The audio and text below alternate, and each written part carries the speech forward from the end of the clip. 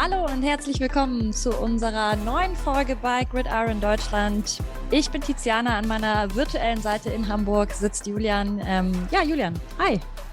Hallo, na, wie geht's? Hallo. Gut, sehr, sehr warm hier in Berlin. Ich sitze ja auch unterm Dach, deswegen bin ich da schon ein bisschen am Schwitzen, aber sonst geht's mir sehr gut. Und dir? Auch, auf jeden Fall. Also ich sitze nicht unterm Dach. Wir haben das gut gemacht, dass wir im ersten Stock sitzen. Dadurch bleibt es hier immer relativ fresh. Ist immer nur der Unterschied, wenn man nach draußen geht, dann der ist immer relativ groß. Aber so ist es eigentlich ziemlich entspannt. Ja.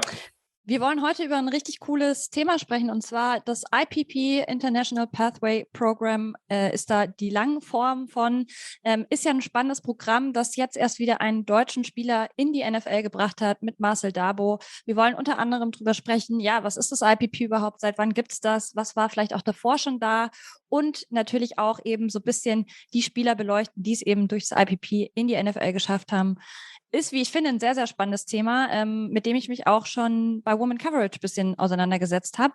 Und wir haben aber das große Glück, dass wir Marcel Dabo heute auch in dieser Episode haben, später dann.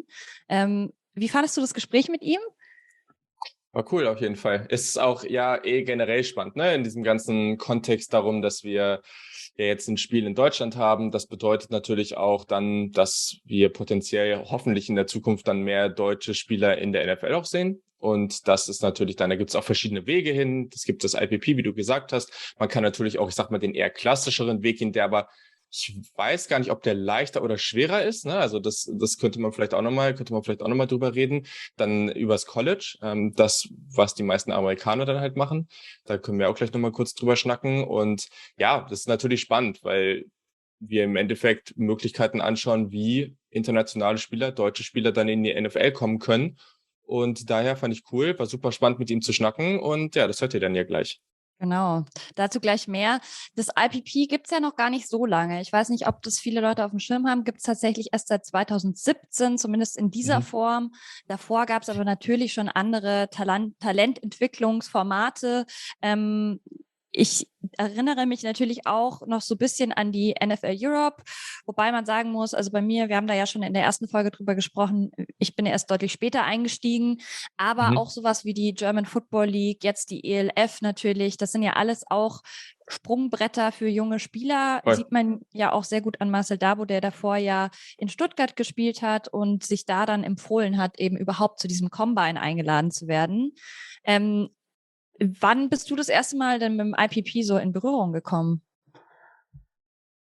Oh, ist eine gute Frage. Also das sind auch so Dinge, die kriegt man ja in der generellen NFL-Coverage, vor allem wenn man auch viel amerikanische Coverage sich so anhört, dann kriegt man da ja gar nicht so viel mit, ne? Und dann, ich glaube, das hat dann damit angefangen, dass dass es die ersten 1, 2 Spieler gab, die dadurch dann auch ein bisschen erfolgreicher geworden sind, was dann ja auch einfach ein cooler Weg ist und wo man dann immer wieder hört, so, da kommt jetzt vielleicht wieder jemand ins Team. Mal gucken, ist ein Longshot, wird sehr, sehr schwer. Und dann gab es aber ja jetzt tatsächlich schon ein paar Leute, die da relativ erfolgreich mit geworden sind. Und ist ja aber generell auch einfach noch ein relativ junges Programm, hast du ja schon gesagt. Also gibt's noch nicht so lange. Es gab mal irgendwas vorher. Wir haben das hier irgendwo aufgeschrieben. Ein unglaublich unpraktischer Name, das NFL International Development Practice Squad Program.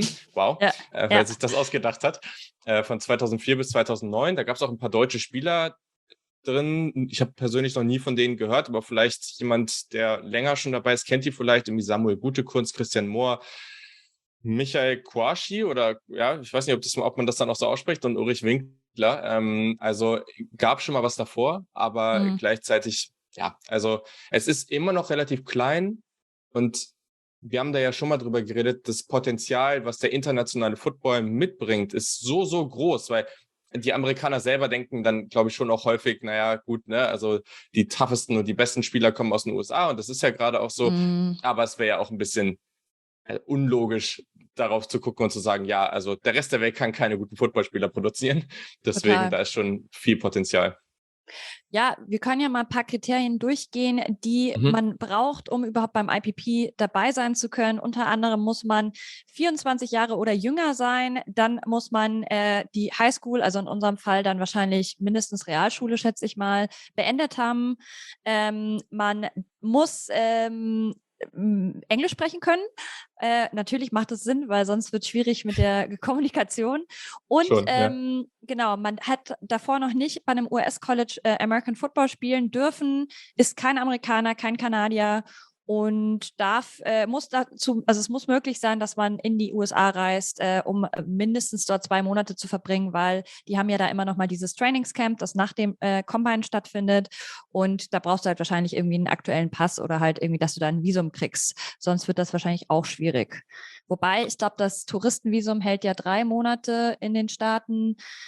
Da bin ich jetzt aber überfragt, ob man dann sozusagen als Tourist gilt, wenn man da dann bei so einem Trainingscamp ist. Das ist eigentlich eine interessante Frage. Oder ob das dann schon als Arbeit gilt. Ja, ich glaube, also ich würde jetzt schätzen, wahrscheinlich eher nicht, aber da hat man ja sicherlich auch genug Hilfe von den Teams und Co. Und gerade aus Deutschland heraus ist man ja mit dem Pass grundsätzlich ganz gut ausgestattet. Also gibt es sicherlich einige andere Länder, wo es dann vielleicht ein bisschen Probleme geben kann. Kennt ja jeder, oder? Wenn man dann irgendwie in die USA einreist und dann kommt man da hin und dann sitzen da diese netten Menschen, die halt Bist du ein Terrorist? Ist ja immer die beste Frage. So, man kriegt ja schon im Flugzeug immer dieses kleine Kärtchen und da sind immer die besten Fragen drauf, ob man schon mal irgendwie einen terroristischen Anschlag verübt hat oder ähnliches. Genau, ist auch sehr, sehr offensichtlich. Und dann kommt man da immer hin und dann, die gucken einen so unglaublich böse an, ne? Also als ob die irgendwie alle zum Lachen in den Keller gehen und man hat erstmal richtig Schiss, dass sie sich jetzt irgendwas ausdenken und man hier nicht reinkommt. Das ist echt, also ich habe es noch nie so erlebt wie in den USA. Bisher hat es zum Glück immer geklappt. Bei mir auch, da habe ich auch einen Geheimtipp, wenn man über Irland fliegt, grüßt dann unseren Producer Michael, da gibt's auch eine Immigration in Dublin tatsächlich, dann kannst du nämlich da schon die Immigration machen. Die sind, finde ich, deutlich netter und man hat nicht das Problem, dass man bis nach Amerika fliegt, um dann vielleicht sozusagen nicht reingelassen zu werden. Dann ist man immerhin noch in Europa. Du hast gerade schon einen Spieler, also du hast was angesprochen, wo ich gleich an einen Spieler denken musste, und zwar Jacob Johnson, weil du meintest, man kriegt es jetzt immer mehr mit dem IPP, weil es eben auch Spieler gibt, die sich etabliert haben. Ich finde, da denke ich beispielsweise jetzt echt sofort an Jacob Johnson, der ja bei den Patriots lange jetzt gespielt hat, jetzt zu den Raiders gewechselt ist. Fällt dir noch sonst irgendwie, ja, Marcel Dabo natürlich jetzt, der bei den Colts ist, also hoffentlich, er ist gerade noch im Trainingscamp, hoffentlich qualifiziert er sich dann für den Endkader. Aber ja, es gibt so ein paar Halbdeutsche auch, die so in der NFL rumwabern. Man denke da zum Beispiel an die Brüder St. Brown, die ja in Amerika geboren sind, aber eine deutsche Mama haben.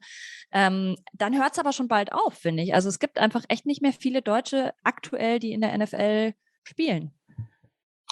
Ja, ist richtig. Ja. Ne? Also es ist generell sehr, sehr rar gesät. Das ist einfach so, auch wenn das zum Beispiel, wenn wir da gleich noch drauf kommen, am College gefühlt immer mehr wird, dass da deutsche Spieler zumindest unterwegs sind. Dass die dann auch wirklich erfolgreich am Ende werden, ist dann nochmal was anderes. Ne? Aber ja, also wir hatten ja jetzt zum Beispiel dann Moritz Böhringer, der jetzt mittlerweile, glaube ich, nicht mehr am Start ist. Erik Surge hatten wir auch. Dann muss ich jetzt nochmal hier kurz gucken, wen hatten wir hier noch so? Christopher Eseala. Also einer, der generell sehr spannend ist, der jetzt aber halt nicht deutsch ist, aber wo man halt sehen kann, wie gut das funktionieren kann, ist halt Jordan Mailata, der jetzt mittlerweile ja einfach ein sehr, sehr erfolgreicher Offensive Liner ist in der NFL und der vorher ja auch gar keinen Football gespielt hat. Also der ist direkt vom Rugby gekommen und es war so eine richtig verrückte Entwicklung, der dann auch, ich glaube, die ersten 2 Jahre sogar ausgefallen ist. Und da hat man dann wieder gesehen, das ist halt das, was spannend ist und was ich auch so interessant daran finde, weil Football ist ein Sport, der, also es ist natürlich wichtig, dass du es vorher gespielt hast und dass du deine Skills irgendwie entwickelst, aber gleichzeitig, es gibt sicherlich Sportarten, wo du, um erfolgreich zu sein, vielleicht mehr taktisches oder spielerisches Verständnis brauchst. Also es ist schon ein sehr physischer Sport. Und wenn du jetzt da hinkommst und du, was weiß ich, bist jetzt halt irgendwie über 2 Meter groß und mega der Schrank und bist dabei aber auch noch relativ mobil unterwegs, ja, dann hast du schon mal für ein paar Positionen eine sehr, sehr gute Ausgangslage. Und dann musst du halt nur in die richtige Umgebung kommen, um dahin gecoacht zu werden. Und dann kommt es natürlich darauf an, wie motiviert bist du, wie hart trainierst du, wie smart bist du vielleicht auch, um das alles zu verstehen und irgendwie schneller reinzukommen. Aber von solchen Leuten, und die müssen ja nicht nur so groß sein, es gibt ja verschiedene Positionen, auf denen irgendwie verschiedene Skills und verschiedene Athletik gefragt ist, aber die gibt's halt überall auf der Welt. Und wenn man die halt in die richtige Umgebung bringt, wenn sie sonst kein Football spielen, dann werden sie es auch nicht lernen. Und da gibt's jetzt halt schon ein paar ganz gute Beispiele, wie es funktionieren kann. Ja, Marcel Dabo ist da auch ein gutes Beispiel. Der hat nämlich erst 2015 angefangen, überhaupt Football zu spielen und ist jetzt ein paar Jahre später einfach schon in der NFL. Diese kurzen 7 Jahre ist ja eigentlich nichts, wenn man überlegt. Ich sehe immer wieder auch auf Twitter oder Social Media irgendwelche aktuelle Spieler, die ihren Babys schon irgendwie einen Football in die Hand drücken und die werfen dann einfach schon mit, klar. keine Ahnung, 2 oder so. Und er ist halt einfach erst seit 7 Jahren dabei, jetzt schon in der NFL, also sehr, sehr beeindruckend. Und das hast du ja gesagt, also gerade wenn du die physische Stärke oder auch einen krassen Arm mitbringst beispielsweise, dann hast du halt die besten Voraussetzungen.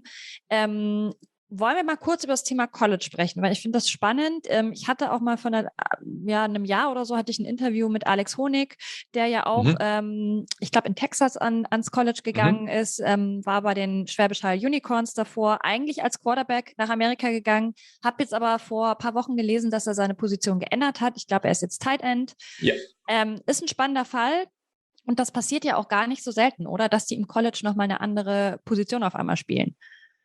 Passiert tatsächlich sehr häufig. Also klar, ne, jetzt nicht irgendwie die Hälfte der Spieler oder so, aber schon einige. Und da ist Alex Honig jetzt auch ein super Beispiel, weil er ist halt relativ groß, relativ breit gebaut, was für einen Quarterback auch super ist, keine Frage. Aber am Ende muss man halt sehen, es kann nur ein Quarterback spielen. So ein Team, also er ist ja zu TCU gegangen. Ich würde mal sagen, wenn man jetzt so die besten Conferences im College Football anguckt, dann ist das so ein Mittelklasse-Programm. Also auf jeden Fall schon echt sehr, sehr anspruchsvoll. Die produzieren regelmäßig gute NFL-Spieler, auf jeden Fall. Es ist jetzt aber auch nicht die absolute Spitzenklasse. Es ist jetzt nicht Alabama, Georgia und Co. Aber trotzdem sehr, sehr schwer da reinzukommen. Und das ist erstmal der erste Schritt. Und dann sitzt du da aber und hast sicherlich irgendwie zu jedem Zeitpunkt 3, 4 andere Quarterbacks, die auch ein Stipendium haben. Plus, und das ist bei ihm zum Beispiel auch mehrmals passiert, gibt es dann immer mal wieder sogenannte Transfers. Also, dass ein Spieler sagt, okay, ich möchte von meiner Uni irgendwo woanders hingehen und kommt dann dahin und wird einfach gleich dahin gesetzt und startet vielleicht gleich sogar, weil er halt schon relativ etabliert ist. Und das ist dann schwer. Und wenn du auf einer anderen Position spielst, wie zum Beispiel Tight End, naja, da werden jedes Spiel auf jeden Fall mehrere eingesetzt. Teilweise sind sogar mehrere gleichzeitig auf dem Spielfeld. Und er hat auf jeden Fall die Maße, um das spielen zu können. Mal schauen, wie sich das entwickelt. Aber ja, generell gibt's da ganz, ganz häufig so Entwicklungen. Gibt es auch öfter mal, dass Spieler irgendwie direkt von der Offense in die Defense wechseln. Es gibt Spieler, die irgendwie von der Offensive Line in die Defensive Line, häufiger mal als Running Backs zu Linebackern und andersrum werden. Auch das sieht man ab und zu. Was man auch sieht, sind gerade so Wide Receiver und Cornerback. Also da kommt es auch immer so auf den Body-Type an. Wo passt man dann gut hin? Aber das gibt es schon häufiger und ich finde das auch nicht beunruhigend oder irgendwie. Es ist einfach sehr, sehr schwer, wie du eben auch gesagt hast, gerade als Quarterback ist es schon nicht unwichtig, dass man relativ lange Football spielt, weil desto länger du spielst, desto langsamer, sage ich mal in Anführungszeichen, wird das Spiel für dich und du kannst es besser evaluieren, was in dem Play vor dir passiert. Ja, und das ist natürlich nochmal ein anderes Level und super, super schwer, da gut reinzukommen. Hat ja seine Gründe, warum mir fallen jetzt kaum internationale Quarterbacks in der NFL ein. Also ist ganz, ganz wenig. Total. Und man weiß ja auch einfach, es gibt irgendwie 32 NFL-Teams und jeder hat nur einen Starting-Quarterback und selbst das ist ja schon schwer genug, überhaupt gedraftet zu werden als QB. Siehst du denn schon eine Entwicklung? Du verfolgst ja mega intensiv auch das ganze College in Amerika, also College Football. Siehst du eine Entwicklung, dass mehr internationale Spieler jetzt in die Colleges kommen? Also gibt es da mehr Möglichkeiten als früher oder kann man das so eigentlich nicht sagen? Doch, absolut. Also das sieht man 100 Pro, weil es gibt auch immer mehr Programme, jetzt auch zum Beispiel aus Deutschland und Europa, die da wirklich hingehen und die da wirklich aktiv reingehen und sagen, okay, wir schauen uns in Europa oder sogar international, also über Europa hinaus, wirklich die größten Talente an und machen dann sogenannte Touren durch die USA. Also wie es ja abläuft, normalerweise, du bist in der Highschool, dann gibt es ein gewisses Interesse, dann gibt es da Plattformen, die irgendwie die Highschool-Talente ranken. Dann spielst du da in der Highschool deine normale Saison. Dann gibt es im Sommer vielleicht nochmal sogenannte Camps, die Unis ausrichten, wo du dann irgendwie hingehst und vorspielen kannst. Und dann kriegst du Offers von Unis und dann im Idealfall kriegst du Offers von Unis und dann entscheidest du dich irgendwann, wo du hingehen willst. wenn du jetzt aus Deutschland oder aus Europa kommst, ist das natürlich nicht so einfach. Also die Amerikaner tendieren eher weniger dazu, hierher zu kommen und sich hier Spieler anzugucken. Natürlich ist das mit Social Media etwas leichter geworden, aber immer noch sehr wenig. Deswegen werden diese Touren organisiert, wo wirklich dann, ich glaube, die schnappen sich dann da teilweise 20, 30, 40 Jungs und fahren darüber und dann fahren die da von Uni zu Uni und spielen davor. Und das hat wirklich dazu geführt, dass es mittlerweile eine relativ große Liste an deutschen und internationalen Spielern im College Football auch auf dem höchsten Level gibt. Also da sieht man echt regelmäßig jetzt auch bei wirklich großen Unis dieses Jahr jemand, den man zum Beispiel im Blick haben sollte, auch ein Deutscher ist Julius Welschow, der zwar für mich als Ohio State-Fan beim falschen Team spielt in Michigan, aber genau, der ist da in der Defensive Line. Aber es gibt einfach immer mehr Möglichkeiten und und das finde ich eben auch noch cool. Vorher hat man immer gesehen, weiß ich nicht, einer, der das da zum Beispiel organisiert, eines dieser Programme, der war vorher bei UMass, also eine relativ kleine Uni, die aber auf dem höchsten Level spielt. Da sind dann relativ viele europäische Prospects hingegangen. Klar, cool. Ist aber nicht das höchste Level dann, also es ist nicht das beste Team, da wirst du nicht so viel geschaut, wirst nicht so viele TV-Spiele bekommen und so. Und jetzt sieht man diese Entwicklung, dass immer mehr europäische Prospects zu ganz, ganz, ganz guten Teams kommen. Also ich glaube, neulich hat sogar, ich meine, es war ein Schwede nach Alabama committed und so, ne? Also wirklich aufs allerhöchste Level, die werden da rekrutiert. Gibt auch immer wieder Spieler wie zum Beispiel Hero Kanu, der auch deutsche Wurzeln hat, der aber in Kalifornien, also ein Defensive Liner, der in Kalifornien in der Highschool war, der potenziell auch bei Ohio State landen wird. Also da gibt es schon richtig, richtig coole Spieler, die einfach auf dem höchsten Level spielen werden. Und deswegen werden wir auch mit der Zeit einfach mehr europäische Spieler in der NFL sehen. Leider ist es bei den Quarterbacks immer noch sehr, sehr rar gesät. Da gibt es bisher noch nicht so viel. Gut, aber ich finde es insgesamt spannend, dass diese Globalisierung jetzt auch im Football angekommen ist, weil es gibt ja auch auf der anderen Seite, du hast jetzt, wie du gerade gesagt hast, europäische Prospects, die nach Amerika gehen. Aber was ich auch spannend finde, wir haben ja auch ganz viele ältere Spieler teilweise oder auch Spieler, die es in der NFL nicht geschafft haben, die jetzt den Weg nach Europa wählen. Und zwar entweder in die ELF natürlich, da haben wir einige Amerikaner, die da auch jetzt spielen. Oder was beispielsweise ein Freund von mir auch gemacht hat, der ist Amerikaner, der war Quarterback am College, also kein gutes College, einfach irgendein College, und ist dann erst, weil er gesagt hat, er würde gern noch länger spielen. Und in Amerika ist ja einfach das Problem, wenn du es nicht schaffst auf dieses krasse Pro-Level, dann kannst du im Grunde nicht mehr spielen. Und das ist ja schon schade, gerade wenn du auch echt vielleicht doch gut bist und sagst, hey, irgendwie, ich will eigentlich noch gar nicht aufhören. Es gibt ja nicht wie bei uns so, weiß ich nicht, Freizeitligen oder so, sowas haben die nicht wirklich. Und dann hat er gesagt, okay, er meldet sich auf einer Plattform an, wo amerikanische Spieler weitervermittelt werden ins Ausland. Dann war er erst in Brasilien, jetzt ist er seit 5 Jahren in Deutschland, spielt in der Oberliga Süd, ist der Coach und Quarterback gleichzeitig. Und das finde ich eigentlich ziemlich cool, dass man einfach inzwischen so eine Vernetzung halt hat. Und das ist ja eigentlich auch der Sinn und Zweck vom IPP, dass man sagt, man holt Spieler aus Afrika, man holt Spieler aus England, Deutschland, Europa, wie auch immer. Und Australien gibt's ja auch, die haben ja auch mal einen Combine in Australien abgehalten vor 2 Jahren oder 3 Jahren. Dass man da einfach so ein bisschen den Austausch auch anregt. Und wie du schon gesagt hast, es kann ja nicht sein, dass es nur in Amerika Leute gibt, die sich eignen für dieses Spiel. Den anderen musst du vielleicht ein bisschen mehr noch halt das reinprügeln, so, die ganzen Playcalls und so weiter und Playbooks und die Taktik, aber grundsätzlich, ja, es ist nicht unmöglich. Aber um vielleicht noch das weiterzuführen, diesen Gedanken, es ist ein langer Weg, sowohl übers College als auch übers IPP. Ich habe mir das eben nochmal angeguckt. Beim IPP musst du ja erstmal zu diesem Combine eingeladen werden. Letztes Jahr waren das 12 deutsche Spieler, die dann eben in London waren. Dann wirst du glücklicherweise, wenn du es schaffst, wirst du halt nach Amerika eingeladen zu diesem Trainingscamp, bist dann in Amerika. Dann haben wir ja gehört von Spielern, die dann vorspielen dürfen, vielleicht vor gewissen NFL-Teams. Und dann entweder wirst du im Draft gezogen oder dann danach eben als Free Agent.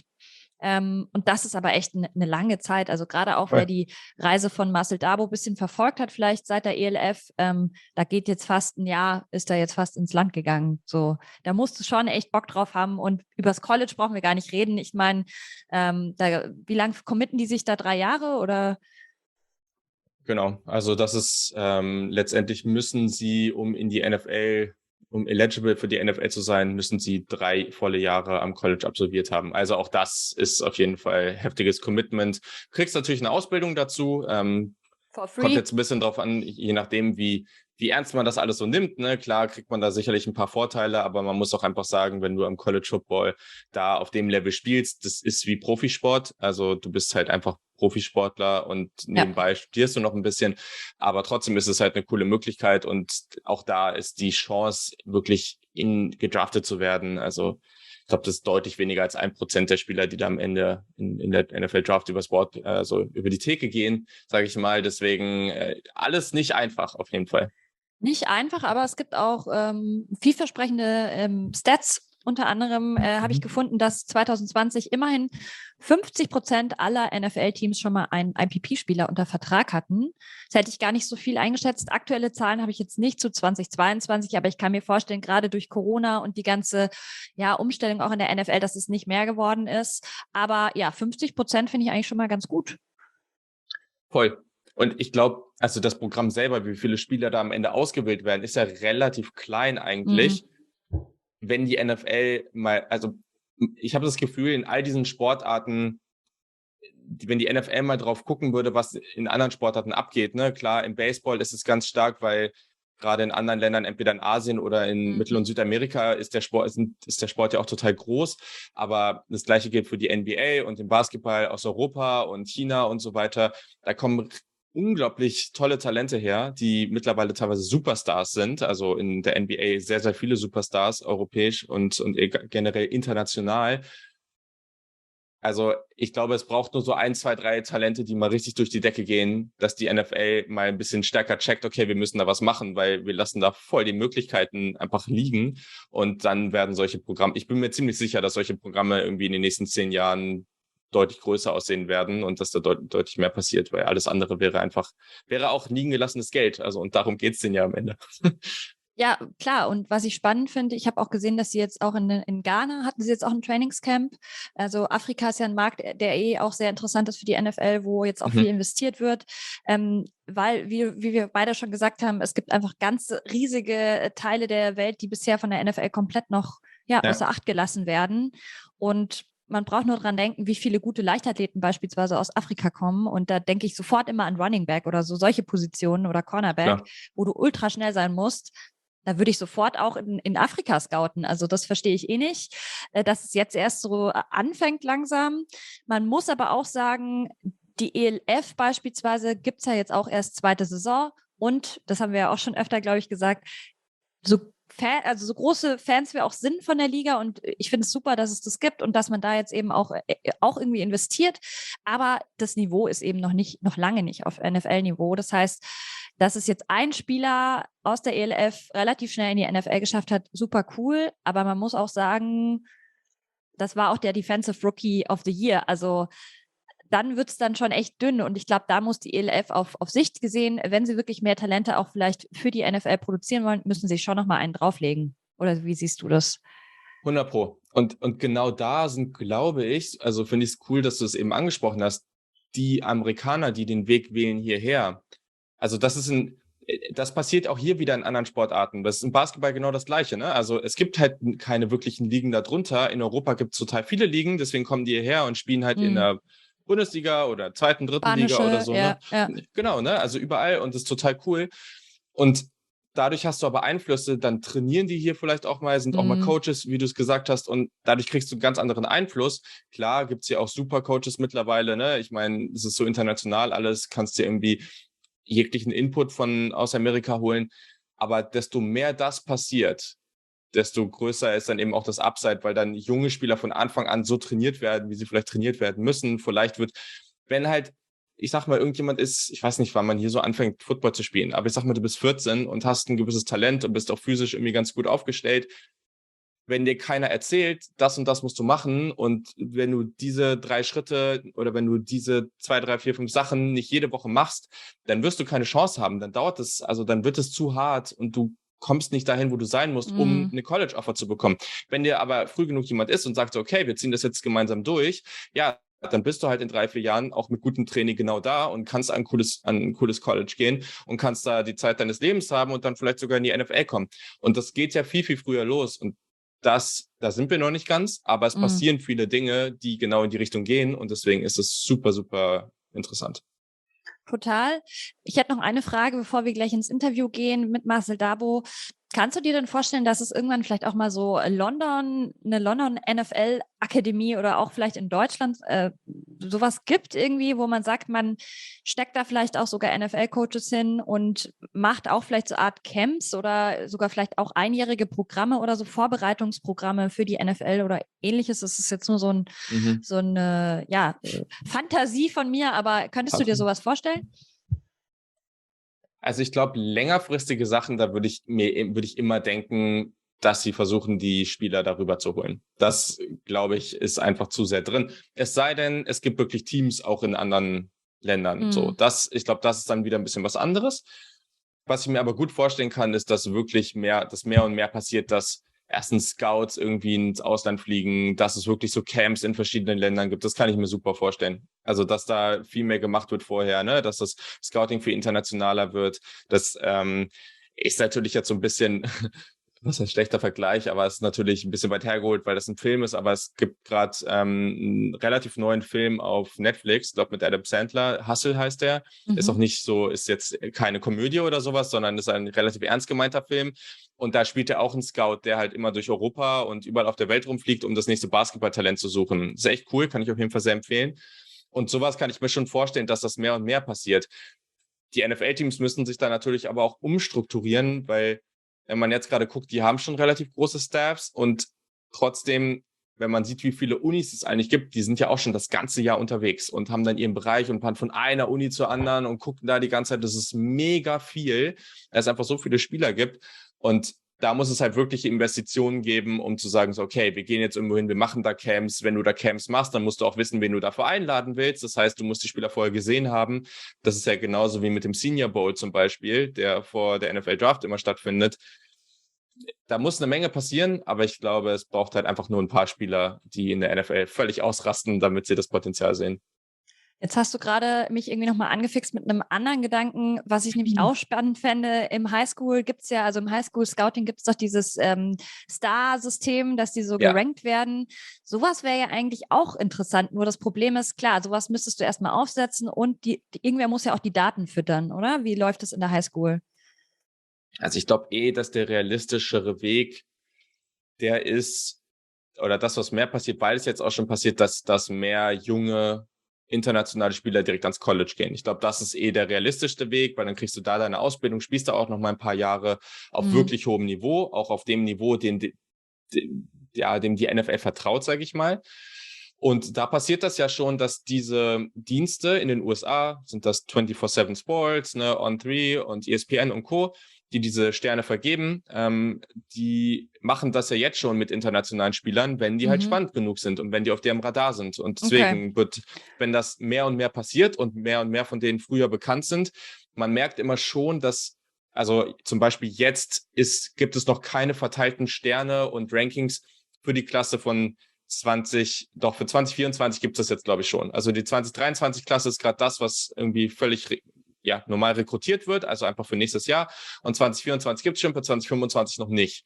Und man merkt relativ häufig, dass eine Klasse schon völlig komplett aufgestellt ist, alle sind evaluiert und die wissen, wo sie ranken. Und dann gibt es ja immer noch internationale Spieler, über die relativ viel gesprochen wird und die haben dann aber zum Beispiel noch kein Ranking oder da ist noch nicht so viel bekannt, weil man merkt, da sind sie halt noch nicht so schnell. Und ich glaube, das muss noch früher passieren. Da muss früher schneller bekannt werden. Die und die Spieler sind international dieses Jahr total spannend. Und dann kommt das, glaube ich, mit der Zeit. Aber auch da wird es noch ein bisschen brauchen. Es ist aber schon in den ersten Schritten. Super spannend. Ich könnte jetzt da echt noch ziemlich lang drüber sprechen, weil es echt ein großes Thema auch ist, das schwierig ist, jetzt hier auf irgendwie 20, 30 Minuten runterzukürzen. Aber wir haben ja noch ein Interview mit Marcel Dabo von den Indianapolis Colts, das wir euch nicht vorenthalten wollen, vor allem, weil er eben auch sehr, sehr viel spannende Sachen auch zum College und auch zum aktuellen Trainingscamp erzählt, wie es ihm da so geht, was er alles trainieren muss. Und ich würde sagen, da hören wir jetzt mal rein. Viel Spaß dabei.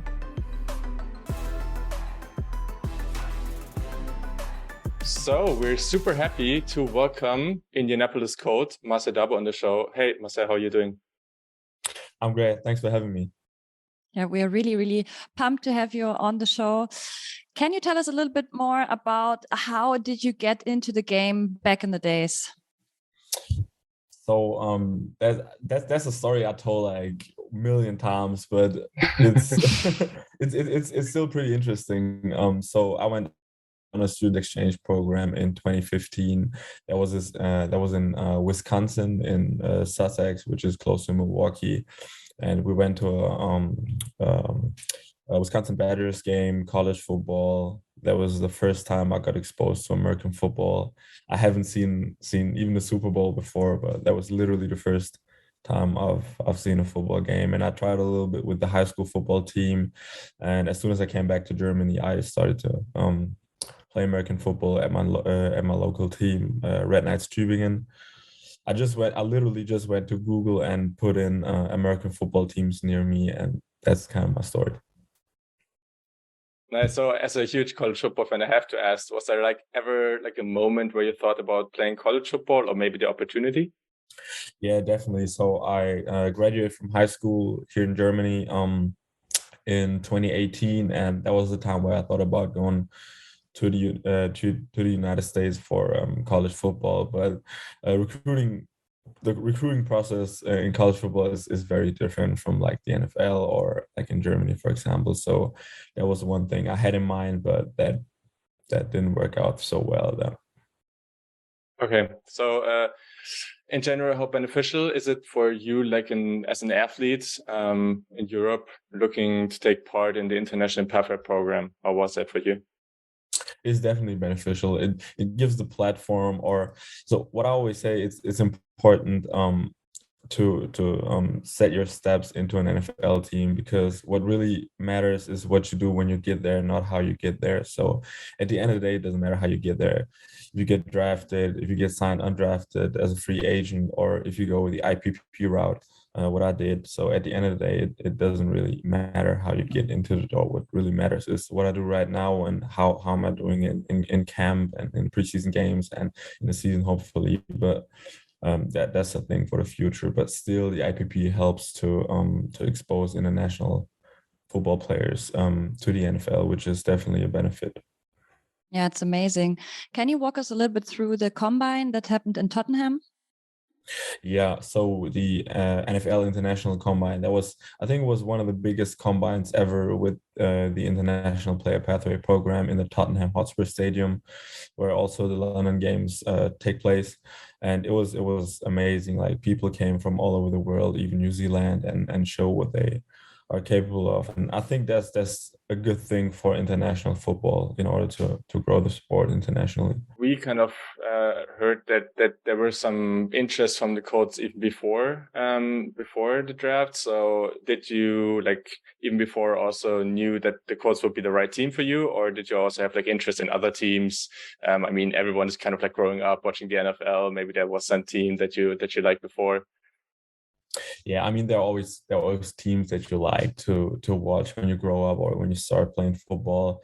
I used to watch the Packers a lot with Aaron Rodgers when he was good back in the days in 2015, where he had this MVP season, I think.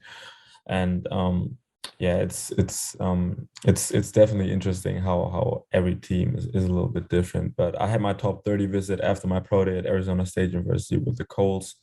And as a player or as an athlete, you see it a little bit different than as a fan, because you really look at teams and see where do I fit in perfectly, or what team helps me to just get better. So I really like the Colts from the beginning on. How excited are you about the future of IPP? Because as you said, you made it the last program to the NFL. Some other players made it also from the UK. Do you think there's more opportunity coming in the future even? Absolutely. I think with every year that goes by, the sport grows internationally, and that's also one thing I really care about, growing sport internationally for more kids or young football players to make the next step into the NFL. Because at the end of the day, they're athletes all over the world. It's not like they're just athletes in the United States. They're athletes in Africa, in Europe, in Asia. They're players from all over the world. So it's important to grow the sport internationally. Yeah, especially in Africa, it's also a growing market. I think that's Absolutely. super interesting. Yeah. Yeah, absolutely. For sure. Yeah. So for you, how have you settled in? How's your relationship with Bernhard Reimann. He's also like an Austrian from that just got drafted. So how's that going for you? It's awesome. I love the teammates. I love the players, the staff. I love my coaches. They're doing an amazing job here with the Colts. And Bernard he's amazing. He's a great player. He's one of the other German-speaking players with the Colts. Yeah. So we will have our thing and breakfast sometimes where we talk to each other in German. That's pretty cool. But at the end of the day, all teammates are awesome. And I can imagine your life changed pretty drastically since you moved to the US.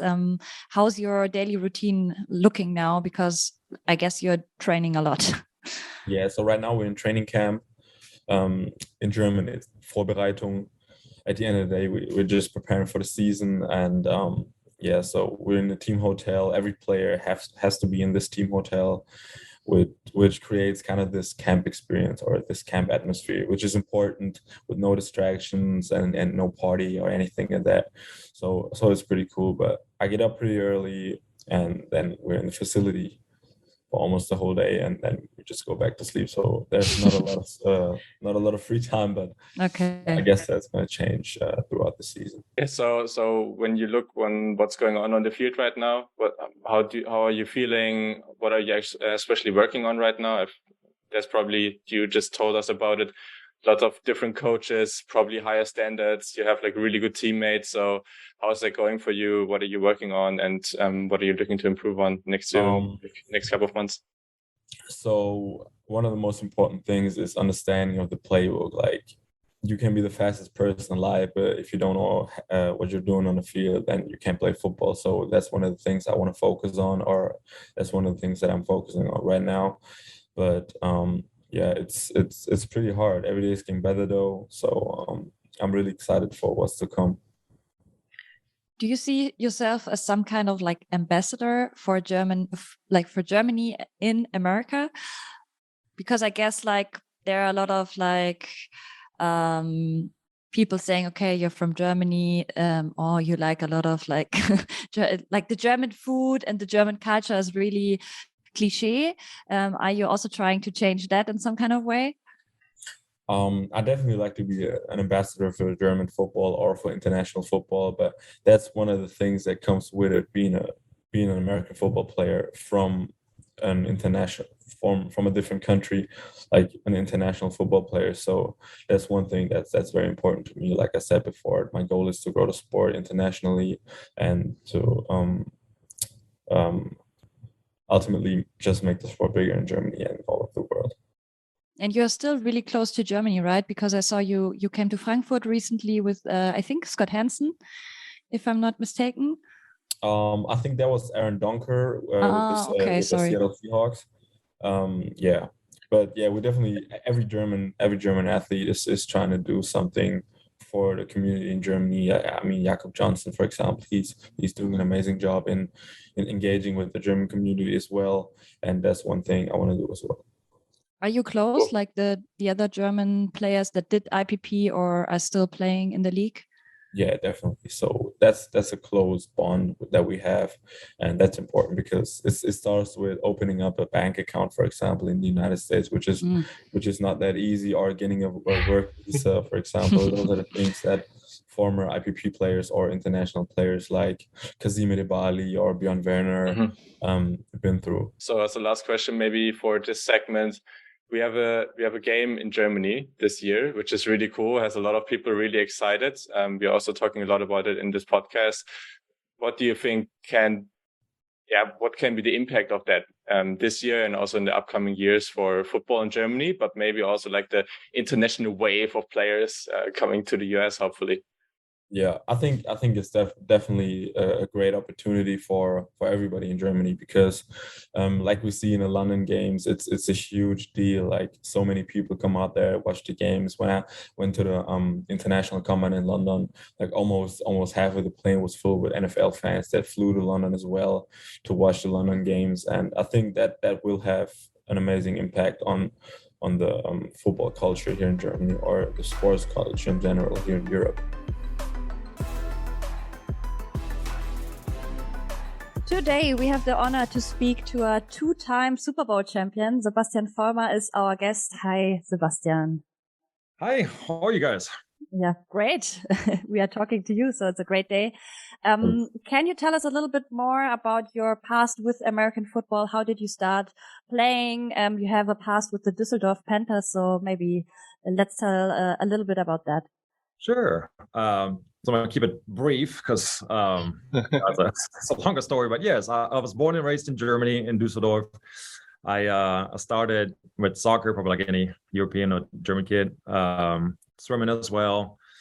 Ended up leaving the soccer club, but concentrating on swimming. And it was a great sport for me. Loved it. Loved the competitiveness. What I didn't enjoy was, I mean, it sounds a little dramatic, but the loneliness, you're by yourself in the water with your thoughts. And, the part I loved was what you put in, you're going to get out, right? You train a lot, you do the right things, and hopefully, it works out. If it doesn't, you probably did something wrong. Obviously, talent and all those things matter too. But again, it's a sport where you try to define yourself. Team sport, now going back to football or going forward to football, there are a lot of Hall of Famers that have never won a Super Bowl, right? So it kind of depends on the team you're with.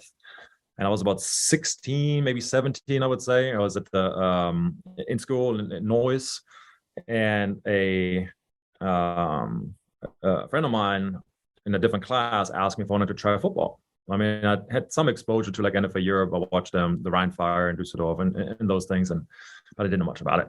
So I went, loved it, but they were in the off-season workouts. So there was no football being taught or played. It was just, they were next to the big stadium. It's called Kleine Kampfbahn, and they were probably 120 kids, young men. And they were doing different teamwork type of exercises. And I loved it. I mean, and I think the coaches liked me just because I was tall. I was 2 meters, right? 6'8". And back then I was 16 and probably weighed, 225 pounds, something like that. And they were just like, he doesn't know what he's doing, but we can probably do something, right? You can do something with that guy. And I love the sport. But again, so what really triggered it was the team aspect of it, right? Just the again, dramatic, but bleeding for the common goal, right? You put in the sweat and tears, and in the end, you want to win. And I was lucky enough that Düsseldorf was, had great coaches, like Steffen Breuer was the head coach, and all his supporting staff was extremely engaged, and they were really as professional as you could imagine at that youth level, especially 20 years ago. And none of them were paid, and they all put in, we had trained 3-4 times a week plus the games, and they supplied us with oranges and whatever stuff you need during when tape and all those things. We didn't pay for that, and I'm sure somebody did. I have a feeling a lot of coaches paid for that. Anyway, so I loved it, and it was great. And again, I was tall, I was big, I was strong, didn't really know what I was doing, but I was lucky enough then to play for the German national team and the European All-Star team. And there I went to, and I don't know if they still have that tournament, but it was called the Global Junior Championships, which it's a tournament. Europe played USA, Canada, Japan, and Mexico, I believe. And I was played the week before the Super Bowl. Back then it was in San Diego. So that was like my first exposure to America, and kind of like, I would say people saw me for the first time outside of Germany. Fast forward a year. Which year was that? That was 2002. Okay. I believe it was 02. Yes. Yeah. 01 or 02. Yeah, 01 or 02. I got looked up, I was then I had one more year, and again the Düsseldorf Panther team was pretty good, and we played in Darmstadt, I believe, against Darmstadt in the German championship game, and there I was, and there were a lot of coaches there, which I didn't realize at that point. And those guys offered me a scholarship while I was playing. I mean, really got 2 weeks before that, I graduated from high school, and there's a Abiball in German, which you enjoy yourself for that night, and it's your drinking age is a little, it's you're young, you can enjoy beer when you're younger, and in Germany you don't have to be 21, so all that worked out well. However, 2 days later, I had that German championship game, and anyways, I had a good game, but like in the third or fourth quarter, I can remember I had some cramps, and it was a hot summer day. But then some of the coaches came up to me and offered me a scholarship in England, and I had no idea what was happening. A scholarship didn't mean much to me since you're studying, as you know, in Germany is free, so that didn't appeal to me per se. And then, but then I don't know, I just didn't have it. Like it was just more like a surprise, I would say. It wasn't necessarily my goal, but obviously very appreciative. But then turns out that Jeff Reinbold, who was my offensive coordinator at the Team Europe, at the European All-Star team, American, called a bunch of his buddies and said, like, hey, there's this kid, you might want to come see. So during that game, they stayed and watched me and other guys too, obviously. And they ended up giving me a scholarship, and I decided on Houston. And I did my Zivildienst, my civil service, military thing. I don't know if I explained that in American, the two Americans. And then I went to Houston, and that's kind of how it went. And did my career there, and had a bunch of injuries and so forth. And in the end, got drafted by New England Patriots. So that was kind of like my ride. Yeah, that's pretty crazy. So we also talked about the IPP in this podcast a lot. Also talked to some players and stuff. And so you already said you went to the University of Houston. How difficult was that as a German native moving to the US, like starting up there? It's a lot of people don't know how hard it is actually to make it at a college football team. Oh, it was incredibly hard. It was, like I was saying, yes, I was tall. I was, but I thought big. But I mean, you walk in there, and I mean, those are grown men. Like, I mean, they were 6'8" and 350, and I was, 6'8" and 250 on a good day, right? So I mean, I was skin and bones compared, at least. Didn't speak the language. I left everything I knew, and back then it was tough. So I always tell that story in two different ways. So when I had the chance, like, there were a lot of people that saw something in me that I didn't see, and they helped me. Like, I'm not a believer in self-made men, and I did it all myself. I'm this, I'm that. That's not what happened to me. So I can't. It's not really what I support. I'm more a believer in we are all products of our circumstances, I would say. Obviously, hard work and you get nothing given to you, though I think those are givens. But again, if I wasn't born in Dusseldorf or in another city where they had a good club team back then already, well, that wouldn't have worked. If I didn't have a good coach, if Jeff Reinbold was saying didn't call those guys, if they didn't have a scholarship to give, if I wasn't 6'8", like, I mean, there's so many things that just happened to me that at least gave me the chance to prove myself. And but it was incredibly hard. I went there and had some issues with my visa to go over there. So I missed training camp, and I was hyped as like the second coming. I was like in that newspaper, the college newspaper, was 6'8", 350, and this offensive lineman that's going to rescue the Houston Cougars. And I get off that plane. I was like, well, the guy's tall, but he is skinny. Like, I mean, this is not gonna work, right? I mean, this is not it. But he is not it. And that was tough. I never really trained before. I was just in Germany. I was good enough. Like, again, I was tall and big, and it worked. I never really seen a weight room from the inside. Like, yeah, conditioning was good, but like, I wasn't strong. I mean, I thought I was strong, but compared to those men, really, I mean, that 19, 20-year-old, 22-year-old future NFL players, right? I mean, they have trained before. So my first practice, also off season. No, it's not true. But it was a weight room practice, and I got my butt kicked. I mean, I don't know if they were trying to make a point there, but I was like shaking in a corner for like 45 minutes, like almost blacked out. And, they were running circles around me. I was just like, I don't know if I can handle it. On the other hand, you really grow with that, right? I mean, like, giving up was not an option. So it's like, what do you do? Like, you go home, get on a plane, and be the biggest disappointment and walk through those doors, or, you get up and train until you make it. And so I chose, or tried to choose, at least, didn't know how it was going to work out. But in that moment, it was like a defining moment for me. It was like, yeah, I don't want to leave that legacy, right? Get that German kid in here, and it's not working out. So, but it was tough, incredibly tough. I mean, from like, you leave, go straight from German school, and you're living in a college, you have a little dorm, which was not good. Like, I mean, from roaches to, I mean, all of it, right? I mean, it just was not good. And, over years, though, then I made some friends, and I learned the language, and I met my girlfriend future wife and kids and all those things, and worked out in a way that, you know, I couldn't have been blessed more. I didn't realize it in that moment. That sounds all terrible. Obviously, I had good times and great times and a lot of fun and a lot of success, but you know, it was a tough road, I would say. But now, sorry, that's a long answer here, but now with the IPP program, with the NFL being behind it, with so many avenues, to be scouted, to be found. We have, you know, the combine, we have the academy in London. We have so many things where from all different nations, players can be found, be trained, be supported, and have a direct path into the NFL. And obviously it has worked. I mean, just take Jakob Johnson, for example. Obviously, you know, he went from the IPP program, had this practice squad, had a practice squad spot, and Bill Belichick, Patriots head coach, decided, you know what, he's so good, I don't need to bury him like in a practice squad somewhere, make him, you know, an active roster guy. And so he's just one, but there are many more, but it's just one example. And obviously he's a great dude.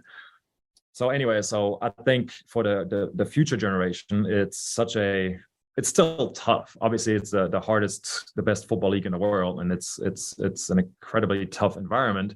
However, the avenues are there. I don't think the European kids are lacking behind the Americans by size, talent, by work effort, by ethic, by let's just say like the outside forces they can control a little bit. Certainly, I think and that's happening now. Well, actually, I'm wearing that shirt. You know, NFL launched a flag football program in school, so I think we're getting younger players involved in the sport. I think that's another first step, or another step to get the grassroots going, to get the younger kids, male and female.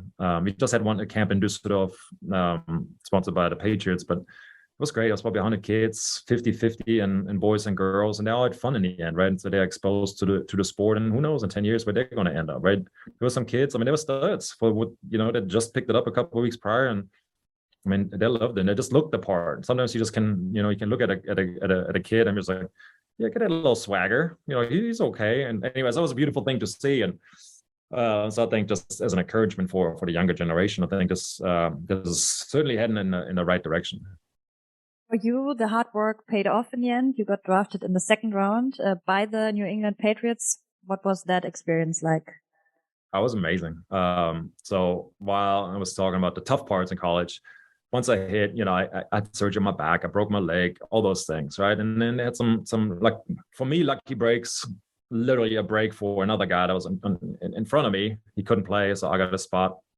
And from then on out, I would stay the starter and never give it back up. And it's kind of what football is, right? You get your chance and you got to take advantage of it. Any other job as well, right? I mean, once you have a chance, you got to take advantage of it, stay prepared. But so that was good. And I made all conference team and all those things. And I was okay. And then on draft day, back then we only had 2 days, like the first and second round, I believe, was on a Saturday, and the rest of the rounds were on Sunday, on the second day. And I told myself, I'm not going to sit in front of the TV, you know, for 8 hours and hope your name is called. I'm just going to do this. Like, well, before that, I'll take it back. So I wasn't invited to the combine, but I had a pro day and my numbers were really good. And I was part of an all-star team, like a game, and I did pretty well there. And I had 14 pre-draft visits, which certainly, like, you talk to GMs and the owners and head coaches and, you know, all those things, and they give you an idea of where to see you if you get drafted. And I thought I was going to be a Raider. And so in my mind, I was just like, well, I'm going to go there. However, when draft day came around, I got a couple of phone calls. I was working out, and it's like, hey, is this Sebastian? Yep. Do you speak English? Yes, sir. Okay, bye.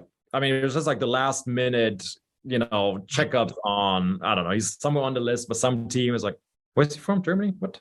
Like, huh?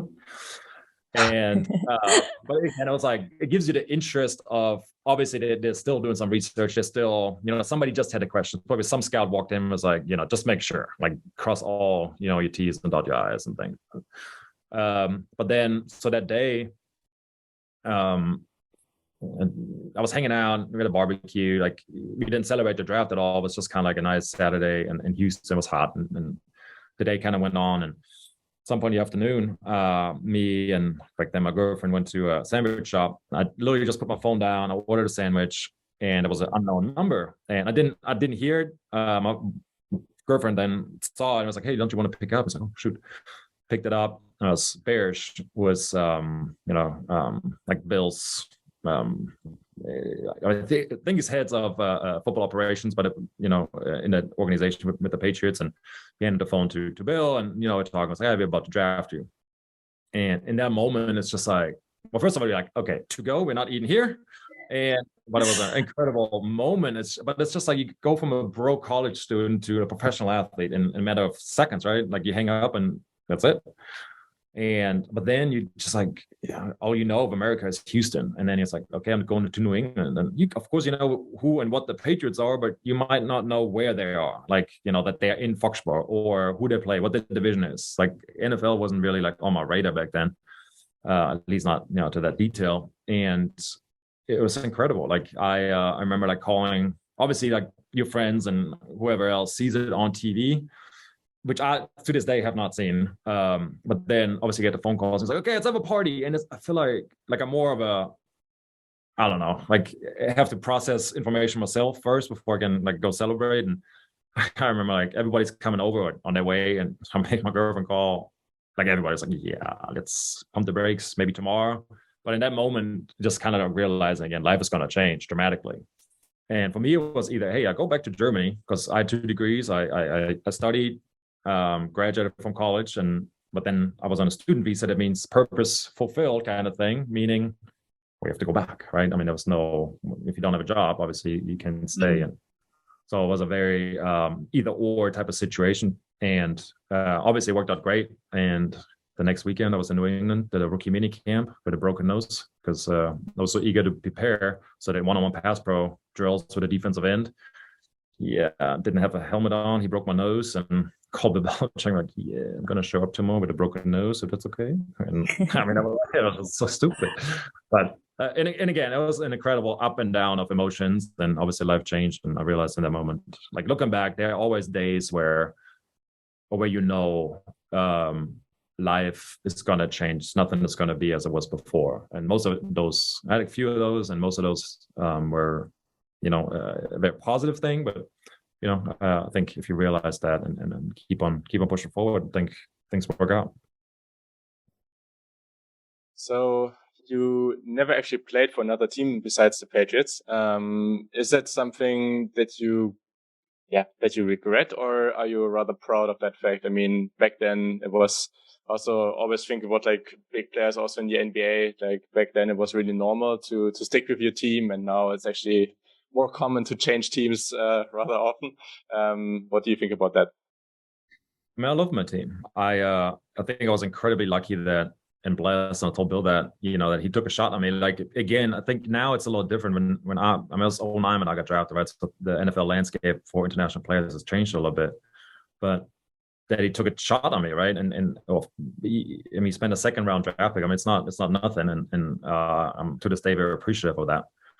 And so I always had a little bit. So there was, again, going back to the story, there was always people that have done things for me or helped me reach certain milestones. And I always also felt that. So Coach McGay, for example, not coaching with the Giants, but he was essentially the guy that offered me the scholarship to go to Houston. And I mean, he put his neck on the line, I felt like, right? He's going out there, he's telling the AD, the athletic director, hey, there's this German kid that spent extra money because tuition is going to be more expensive if you're an out-of-state, out-of-country guy.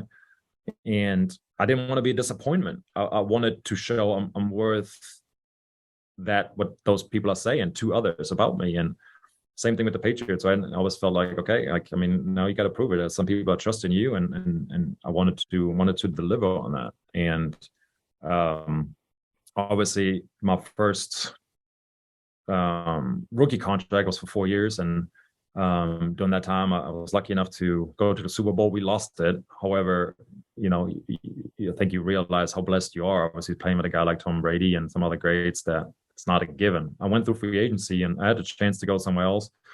And I told Bill though, like doing it's called negotiations, but even before it was like, hey, I don't want to leave, right? I mean, it might happen, but I don't want to, right? I just let's make this work, and you have to make me I'm not gonna break the bank here, or I want to.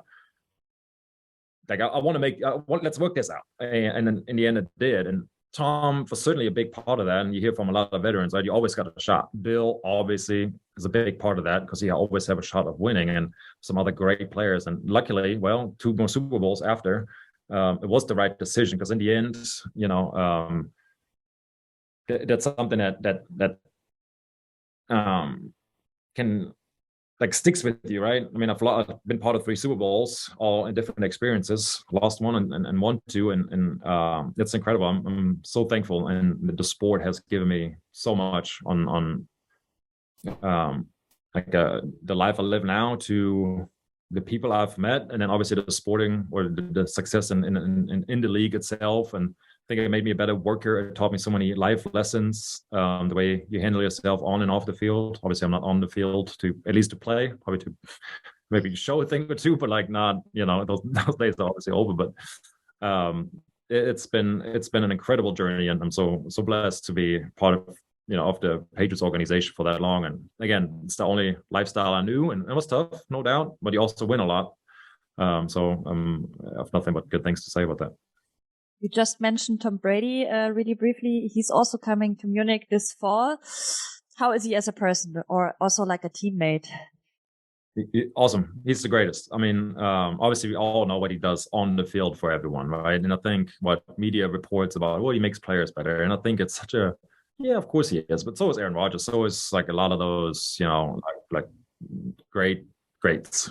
There's a level above greatness where those guys are in. But he made me another reason why I stayed. I was like, I think I'm going to have a longer career playing with that guy because, well, I think he makes me a better player. I don't have to block as long, right? If he gets rid of the ball within 2 seconds or less, well, it's certainly easier to block that long than 4 seconds. Or if he sits at 6 yards, right, or at 7 yards, easier than somebody that runs at the back of the pocket. Well, I like to know where my quarterback is. I could block the way I needed to protect them. If you have a guy, and it's not a critique, but if you have a guy like, I don't know, Aaron Rodgers, right? He runs a lot. He makes a lot of things happen. But it's also difficult for an offensive lineman. Like they get a lot of not a lot. Some of them get some holding calls because, well, you don't know where the guy is. And he's so great. I mean, he makes certainly up for those difficulties, no doubt about that.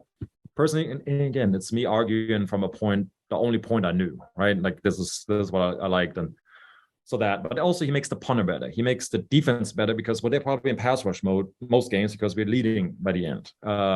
If you go back to the Super Bowl we won, well, we were down by 25 points and you're still like, still gonna make it. Like there's a confidence he instills in us, right? And it's just like, okay. Well, the first one I won was like, all right, championship drive. We score here, we win. Okay, cool. And like, yeah, then you do it. I mean, it's just such a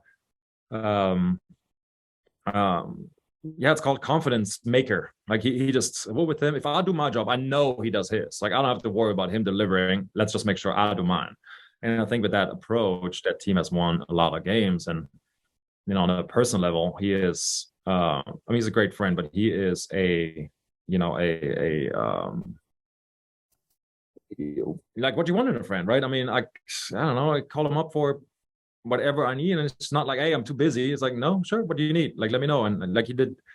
I was retired. He was still in training camp. He wrote the forward for a book, right? I'm like, and I got it back within like an hour. I'm like, no, I didn't mean like now, but thank you. But that's the guy he is.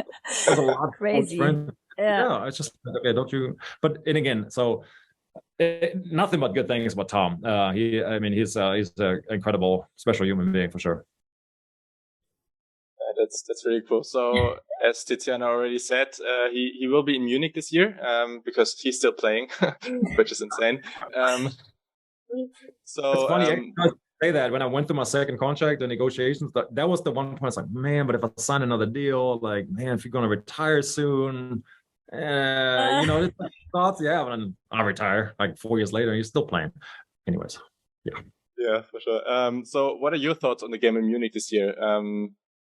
Maybe we will also see the Patriots in the upcoming years. That would be cool. But for this year, it's the Seahawks and it's Tampa Bay. And what do you think? I think it's great. I mean, for well, for anybody, like, it's a good game, but I think for the German fans, like right now we've seen like incredible growth in viewerships, merchandise sales, and fandom in general. We have 20 million fans in Germany, football fans, so it's a lot, but it's certainly also a lot of room to grow. And I think it's not an exhibition game, right? I mean, it's a real deal. Like it's you got to win. And I think for like if you don't look at the competition itself, just kind of what that game can do for the development of football, I think it's a great opportunity. You see a guy, I mean, obviously Tom Brady, everybody knows, and in Germany, but I probably know Giselle maybe a little better, but they do know obviously who Tom is, and him playing, him like being seen by fans in the stadium live, that's different. Like so far, most German fans have only seen it on the computer or on the TV screen, and when you see those NFL athletes, how fast they move, how hard they can hit, how big and athletic and incredible human beings they are live, it's different than on TV. On TV, sometimes they get because they're all big. So you have nothing really compared to like a 6'8", 350-pound guy that runs a 4'9". The other guys run that too, so the comparison isn't there. But now if you stand there and you actually see them and you compare them to yourself, it's like, oh, like that's a wide human being. He's still faster than me and still doing a lot of things. So I think that will ignite a new appreciation. Well, not a new, well, yeah, maybe a new appreciation for the sport and what it can do. And then what I love about football is not everybody's going to become a professional athlete that loves the sport. It doesn't happen in America, so it won't happen in Germany. But I don't think that's the goal either. Like, I think some of them will, but what the sport can do compared to other sports, like to me, that Sunday is football, is community, is family, is bringing food, and you watch it at home, or you do tailgating in Munich, or you're going to be there. Like I'm going to be there the week before, other teams are going to be there and celebrating with football fans. Then you go to different bars, you have events, you show your face, you do a lot of things, and you show appreciation for the fans that are there, and then hopefully show the sport to other people that have not been exposed to it yet. And so I think it's the next big step in the development of the sport overseas. Obviously, Germany is the fastest growing market, but I think we can still accelerate. Well, we will still accelerate it. And even at the current rate, it's incredible. I mean, 20% growth year over year. I mean, it's nuts. And it's only picking up. Like now with the games being played there, like you were saying, right now it's one game. Hey, who knows? Maybe in the future we're going to have more than one game, like London, right? I mean, you have 3 this year or 4 in years prior. So who knows? We're in Mexico City. We are like everywhere. And obviously the media, except we are talking about it. The media excitement is real. TV spots, commercials, like all those things is really, it's a big part of it. And I think it's, from sponsorship, from partnerships, for commercial opportunities, youth work. I mean, the NFL makes it clear, right? We are here to stay. We are part of this community. We are not in and out. Like we're not just coming for a week, throwing a heck of a party and are gone. But no, we are here. We're supporting the community and we're staying. And I think it's an incredible commitment by the NFL and the 4 HMA teams as well. And but it can only help us, and by us I mean every football fan and everybody obviously in the NFL organization, help grow that game, and that's our goal, obviously. We have one last question. If, let's say, you are a young German football player right now, what advice would you have as Sebastian Vollmer for him or her? If you want, let's say it's a him and he wants to become an NFL player. So what helped me was, I take that approach at anything that's important to me in life. I have a priority list and I rank certain things. So football, for a long time, football was my number one. And I think if it's not, it's going to be a problem making it to the pros. But again, that doesn't necessarily need to be your goal or your reality. But however, once I had that as my number one, then everything I did was questioned. Is that going to help me get there? Or is it going to hinder me to get there? Most things hinder you. And I've missed a lot of things. Like I missed weddings. I missed funerals. Hit parties. You're not even thinking about it. Can't remember the last time I was awake at New Year's, because those things in the end don't matter if they don't help you reach that goal. But I didn't start that until really probably late in college and definitely NFL. I was very in a positive sense. I was very obsessed with that sport, obviously, and I think any player that is in that league is as well, because there's always somebody nagging at your feet trying to take your spot, and rightfully so. They're good guys coming out of college or the IPP program or wherever. So I think if you're in Germany, find a spot, find a club that's serious. I think there's some good youth work. Any program the NFL is laying out there, from the IPPs, the academies, to those, that type of help. I think it's great. I would, again, the story, it's trying to be funny about like, well, showed up and I wasn't really that big. Well, it's my own fault, right? But so you can get bigger, you can train, you can do all those things. So kind of wrap it up, I would say, again, we're all products of our circumstances. But the only thing we can control is hard work, right? God-given talent, all those things are out of our control. Hard work you can. So I think in anything you do, from learning the language, working hard in the weight room, understanding the play book, but not just your position, right? The more you understand about the game of football, the more or the better decisions you can make when it gets tough. And then, I would hate to see anybody flunk out of college or school and not being able to realize their dream of playing, right? I mean, I played with a lot of college guys. I was lucky enough, again, to graduate a couple of times, but I also had some guys that were incredible football players, just never went to class, like flunked out, didn't graduate, couldn't play, weren't eligible. So I think that, that's that. In the end, it boils down to hard work. And it doesn't matter if it's football, if it's your job. I mean, you're prepared, right? You had questions laid out, like all those things, right? I mean, you prepare for if you want to put out a good product, and football is really no different. And I think that's a good life lesson that helped me well. And I wish I realized it a little sooner, but in the end, right, leave no stone unturned. Wow, thank you so much. That was so much fun. If you guys want to know more about Sebastian's career, then check out his books. He wrote 2 books, right? That's right. That's right. But check them out. And thank you so much for being on the show. Thank you so much. Thanks for having me. Okay, ja. Ich glaube, das wird jetzt auch ein bisschen lockerer, weil wir sind ja alle Muttersprachler Deutsch. Wir haben uns ein paar Fragen überlegt. Eigentlich, genau, Quickfire Questions, würde ich jetzt mal sagen, können wir es über die Überschriften nehmen. Hast du denn einen Lieblings-Football-Player? Vorhin hast du schon... Ein Lieblings-Football-Player? Ja. Also früher war ich immer ein großer Aaron Rodgers-Fan. Einfach weil ich finde, dass er das Spiel, wie man es spielt, verändert hat mit seiner Spielart. Aber so grundsätzlich mittlerweile, man sieht es halt in einem ganz anderen Licht, wenn man selber halt spielt oder wenn man selber so einen Fußstapfen in die NFL eben reingesetzt hat. Da sieht man das anders. Da sieht man nicht mehr, okay, wer ist mein Lieblingsspieler, sondern man will irgendwann der sein. Sondern man versucht einfach von den Besten was abzuschauen und zu schauen, warum die erfolgreich sind. Jetzt versuchst du eher wahrscheinlich dann gute Leistungen gegen ihn zu bringen, wenn es dann mal so weg. Das macht auf jeden Fall Sinn. Wir haben ja auf jeden Fall auch ein paar Fragen drin, die man sich selber manchmal auch gerne in so witzigen Situationen stellt oder die teilweise auch sehr, sehr intensiv auf Twitter diskutiert werden. Zu denen kommen wir gleich noch.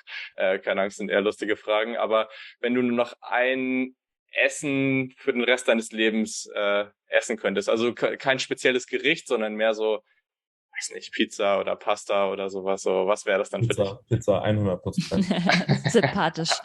Und da dann Ananas drauf oder auf keinen Fall? Auf gar keinen Fall.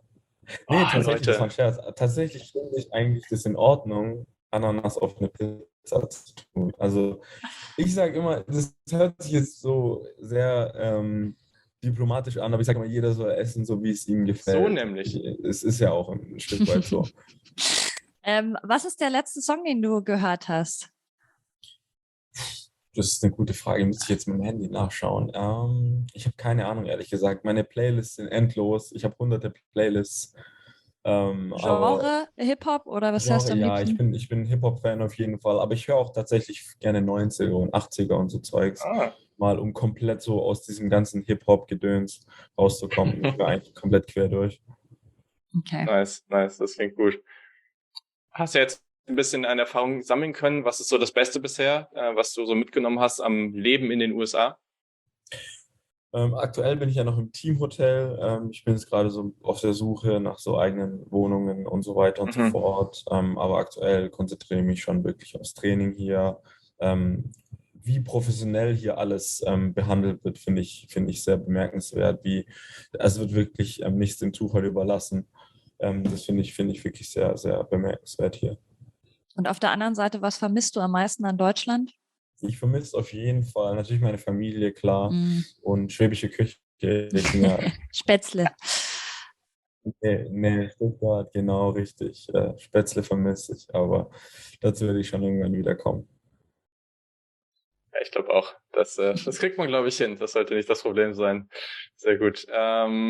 Vielleicht jetzt auch noch mal ein bisschen mehr. Du hast eben gesagt, wen du früher mochtest, welche Spieler. Wenn man jetzt drauf guckt, so, okay, welche Spieler schaust du dir jetzt auch genauer an, nachdem du dein Spiel irgendwie ein bisschen ausrichten willst? Welche Spieler inspirieren dich? Wer ist das so? Also ich spiele aktuell größtenteils Free Safety, also im Endeffekt, also Passverteidiger, ähnlich wie Cornerback, was ich in Deutschland gespielt habe. Da schaue ich mir Leute an wie Buda Baker zum Beispiel von den Cardinals oder Minkah Fitzpatrick von den Steelers. Aber man schaut so quer durch die Liga eigentlich. Es gibt viele No-Names, die extrem gut spielen, über die keiner redet. Und ich finde, da muss man immer auch als Spieler selber ein bisschen differenzieren, weil die Leute, wo die Medien halt sehr oft in den Vordergrund rücken, sind nicht immer unbedingt die, wo alles richtig machen. Und deswegen muss man auch ein bisschen differenzieren auch. Was würdest du sagen, wenn ich sage, hast du sozusagen eine Spieltagsroutine? Ich meine, jetzt beginnt bei dir erst sozusagen die erste professionelle NFL-Saison, aber du hast ja davor schon in der ELF gespielt. Hattest du da irgendwie eine Routine? Manche hören ja immer den gleichen Song oder so. Glaubst du da dran? Tatsächlich gar nicht. Also ich habe gar keine Routine. Ich habe wahrscheinlich in den letzten 10 Spielen jedes Mal vorm Game Day was komplett anderes gemacht. Oder den Abend davor habe ich auch nicht irgendwie besonders gestaltet. Ich schaue einfach, dass ich mich wohlfühle. Und wenn man sich wohlfühlt, dann spielt man auch gut. Absolut. Das macht voll Sinn. Eine Diskussion, die auf Twitter irgendwie auch viel passiert, ist ja das ganze Thema rund um Analytics und was ja auch dann viel in dieses Thema Decision Making auf dem Feld, ne? Also da vielleicht eine Frage, aber ich meine, das kann man natürlich auch nicht so einfach so beantworten, aber trotzdem das ganze Thema rund um bei 4. Down dafür gehen oder das Field Goal schießen, auf welcher Seite findest du dich da öfter? Das ist schwierig zu sagen. Das kommt immer auf Spielsituation an. Und ich meine, die NFL, die haben so viele Analytiker, die können dann sagen, okay, die Chance ist so und so hoch, dass wir den 4. machen oder dass wir den nicht machen. Und das hat dann wieder verschiedene Statistiken auf, ob man dann das Spiel gewinnt, wenn man so und so oft für den 4. Versuch geht. Aber darauf kann ich tatsächlich gar keine Antwort geben. Ich habe keine Ahnung von Offense oder von Offensive Play Calling. Deswegen, ich würde immer dafür gehen. So mache ich es zumindest im Madden. Aber ob das echt auch funktioniert, weiß ich auch nicht so richtig. Das ist die richtige Antwort, passt. Wo siehst du dich denn in 5 Jahren? Das ist immer so eine blöde Frage, aber bei dir ja jetzt wirklich sehr, sehr interessant. Das ist eine gute Frage. In 5 Jahren, das ist eine lange Zeit, aber doch auch nicht so lang. Also ich finde, 5 Jahre können extrem lang sein. In 5 Jahren kann man extrem viel schaffen. Man kann auch in 5 Jahren wenig schaffen. Es ist immer, also es ist ganz komisch. Ich hoffe, dass ich immer noch in der NFL bin. Ich hoffe, dass ich eine erfolgreiche Karriere haben kann. Aber so weit nach vorne schaue ich da nicht. Ich schaue tatsächlich wirklich erstmal nach morgen und nicht mal weiter als morgen schaue ich. Ja, krass. Ja, ist vielleicht auch der richtige Ansatz. Ist ja ein schnelllebiges Geschäft und gerade wenn man auch anguckt, irgendwie mit Verletzungen und so. Hattest du denn eigentlich schon mal eine wirklich schlimme Verletzung durch den Football? Also ich muss noch mal kurz darauf eingehen. Das stimmt, was du gesagt hast. Jeder Tag, jeder Snap kann der letzte sein. Es kann sein, dass man nach einem Training nie wieder Football spielt. Deswegen muss man halt jeden Spielzug oder jedes Training eben wirklich wertschätzen. Und so gehe ich auch an die Sache ran. Aber zum Glück hatte ich beim Football noch keine ernsthafte Verletzung. Jetzt muss ich gegen Holz klopfen. Ich hoffe, es bleibt auch so. Und Auf jeden genau. Fall. Ja, voll cool. wo du jetzt gerade eben, interessiert mich jetzt einfach nochmal, wo du eben jetzt darüber gesprochen hast, du hast früher Cornerback gespielt, jetzt irgendwie Free Safety, klar, alles jetzt irgendwie in der Secondary, aber es sind ja trotzdem sehr, sehr unterschiedliche Rollen. Wie siehst du das so für dich? Ich meine, man fühlt sich ja sicherlich auch immer wohl, wenn man die eine Position spielt, und am Ende macht man natürlich auch das, was das Team von einem will, weil man will ja natürlich irgendwie seine Rolle finden. Aber wie war diese Veränderung für dich, und wie fühlst du dich dann auf der Position? Ich fühle mich super wohl. Ich glaube, die Position kann sehr gut meine Fähigkeiten unterstreichen, und ich glaube auch, dass ich auf der Position erfolgreich sein kann. Das heißt jetzt nicht, dass ich glaube, dass ich auf Cornerback nie erfolgreich gewesen wäre, aber das ist einfach ein Stück weit auch eine andere Position und kommt auch ein bisschen auf die Defense, die der Koordinator spielt, an. Mhm. Letzte Frage, dann wollen wir dich auch entlassen. Ihr seid ja gerade im Teamhotel, hast du gesagt. Da hat man ja abends vielleicht auch mal ein bisschen Zeit, um irgendwie eine Serie zu gucken. Was ist deine absolute Lieblingsshow? Was Deutsches vielleicht oder was Englisches? Tatsächlich schaue ich aktuell, ich mache jedes Jahr mache ich einen Herr der Ringe-Marathon. Oh, geil. Oh. Ja. Und deswegen mache ich gerade den Herr der Ringe-Marathon. Ich bin jetzt gerade beim zweiten Teil, Extended-Version. Bestes. Aber Serie habe ich lange keine mehr geguckt, weil Serien halt schon extrem so time-consuming sind, und so eine Folge dauert dann heutzutage ja mittlerweile auch eine Stunde lang. Ja. Aber ich habe Breaking Bad habe ich geschaut. Ich habe nie Game of Thrones geschaut. Wollte ich Fehler. eigentlich schon immer mal Ja. machen, aber Fehler. Vor allem, kam wenn du nie Herr der Ringe dazu. magst. Aber aktuell bin ich bei Herr der Ringe. Aber da habe ich einen guten Tipp für dich. Es kommt jetzt im Herbst die neue Herr der Ringe-Serie raus. Die Das hab soll, ich glaube ich, mitbekommen. Aber ich habe ein cool bisschen sein. Schiss, ich bin gemischt, bin da echt gemischter Gefühle, weil Okay. solche Serien können so ein Genre oder so eine Linie halt schon echt kaputt machen. Aber ich weiß nicht, ob ich es anschaue, aber mal gucken. Ja, als ob, natürlich, wenn du so ein großer Fan bist, dann wirst du das ja, es sei denn, die Reviews sind so schlecht, aber Naja, der Hobbit war ja auch ziemlich schlecht besprochen, habe ich auch nicht angeguckt zum Beispiel. mutig. Ja. Naja, okay. Dann müssen wir wohl irgendwie nächstes Jahr oder so noch ein Interview machen und nochmal hören, ob du es dann angeschaut hast oder nicht und was dein Review ist. Absolut. Genau. Ja, vielen Dank dir. Hat super viel Spaß gemacht. Wir wünschen dir natürlich nur das Beste für die neue Saison. Auf Holz haben wir schon geklopft, dass es mit den Verletzungen auch weiter so gut bleibt. Und genau, dann ganz viel Erfolg. Dankeschön. Vielen Dank.